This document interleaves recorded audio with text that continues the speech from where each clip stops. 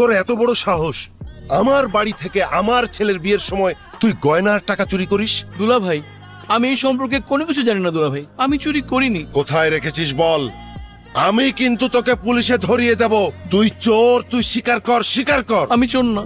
উনি চুরি করেছে, আপনার কাছে কোনো প্রমাণ আছে? আমার প্রমাণ দরকার নেই, কিন্তু ও যে চুরি করেছে সেটা আমি নিশ্চিত। কোনো প্রমাণ ছাড়া কারোর কলারে হাত দেওয়ার পারমিশন, কাউকে চোর বলার সাহস আপনাকে কে দিয়েছে? তুমি এসব কথা বলার কে? এটা আমাদের ফ্যামিলি ম্যাটার।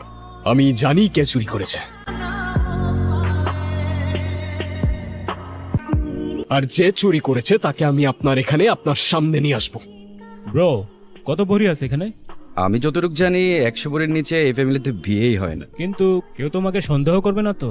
আমার বাবার ইমেজটা কি জানোস? 100 ভরি কেন, 500 ভরিও যদি চুরি হয়ে যায় আমাকে সন্দেহ করবে না।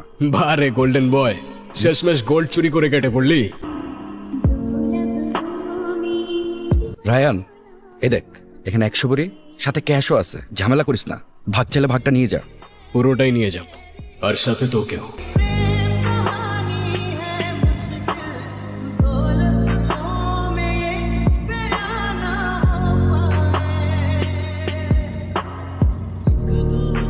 নিয়ে যা, নিয়ে যা, তুই সব নিয়ে যা। তোরে তো আমি আগেই বলছিলাম সব নিয়ে যাব, আর সাথে তোকেও। এই সানি, কি হচ্ছে এসব? আপনার গোল্ডেন বয় আপনারই গোল্ড চুরি করে কেটে পড়ছিল। এই যে রইল আপনার চোর, আর এই যে রইল আপনার গয়না। তোকে তো আমি বিশ্বাস করেছিলাম, তোর বাবা জালিয়াতি করে বিদেশে বসে আছে। আমার আগেই বোঝা উচিত ছিল, ফ্রডের ছেলে ফ্রডই হয়। রায়ান বাবা, আমি সরি বাবা, আমি আসলে মানুষ চিনতে ভুল করেছি। আঙ্কেল, আমাকে সরি বলবেন না প্লিজ। পল মামাকে আপনি যেভাবে সবার সামনে অপমান করেছেন, আপনার থেকে পল মামা একটা সরি ডিজার্ভ করে। ভাই পল, তুই আমাকে ক্ষমা করে দে ভাই। দুলা ভাই, বলবেন না দুলা ভাই, যা হয়েছে হয়েছে, আপনি ভুলে যান, কোনো সমস্যা নাই, কোনো প্রবলেম নেই। বাবা, তোমাকে আমি একটা রিকোয়েস্ট করি, যত তাড়াতাড়ি সম্ভব তুমি একটু তোমার বাবা মাকে এখানে আনার ব্যবস্থা করো।